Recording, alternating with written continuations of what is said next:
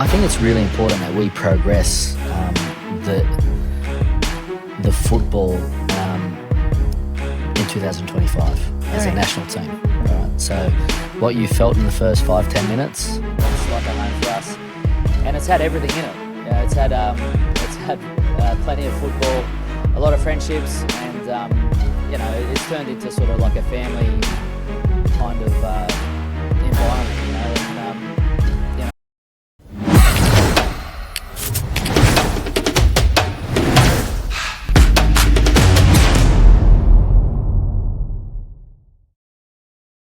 Pelatih baru timnas Malaysia, Peter Klamovski, memberikan komentar yang cukup mengejutkan terkait strategi naturalisasi yang diterapkan timnas Indonesia.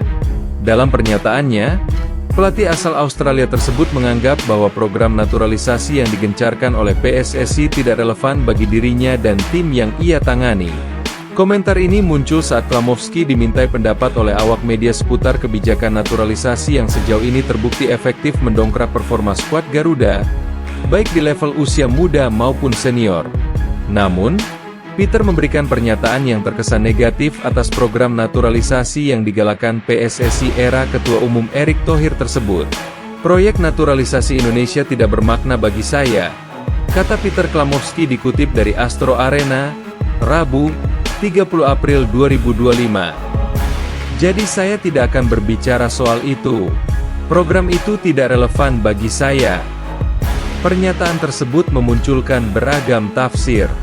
Salah satunya, Klamovski tampaknya lebih memilih fokus penuh pada timnas yang ia latih, tanpa mencampuri kebijakan federasi negara lain. Pandangan lain menyebutkan bahwa ia memiliki kepercayaan tinggi terhadap potensi pemain lokal Malaysia dan tidak merasa perlu mengikuti strategi yang diterapkan Indonesia. Dalam beberapa pernyataan sebelumnya, Klamovski memang sudah menegaskan keyakinannya terhadap talenta lokal yang dimiliki negeri jiran. Saya melihat ada potensi besar di sepak bola Malaysia.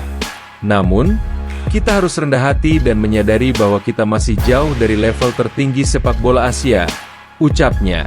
Tapi, dengan kerja keras dan komitmen, kita bisa terus melangkah maju, lanjut pelatih berusia 45 tahun itu. Sayangnya, performa timnas Malaysia dalam beberapa tahun terakhir memang belum menunjukkan perkembangan signifikan. Mereka gagal lolos dari babak kedua kualifikasi Piala Dunia 2026 zona Asia, dan kini masih berusaha keras untuk mengamankan tempat di Piala Asia 2027. Situasi ini sangat kontras dengan capaian timnas Indonesia yang tengah dalam tren positif.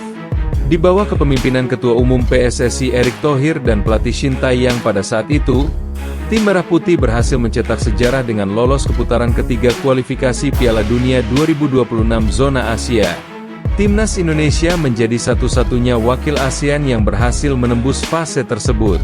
Lebih dari itu, keberhasilan tersebut juga menjamin satu tempat bagi timnas Indonesia di Piala Asia 2027, menjadikan mereka satu-satunya tim dari Asia Tenggara yang telah memastikan tiket turnamen prestisius tersebut. Program naturalisasi sendiri telah menjadi senjata utama Indonesia dalam memperkuat komposisi skuad, terutama dengan hadirnya pemain-pemain keturunan yang berkiprah di kompetisi Eropa.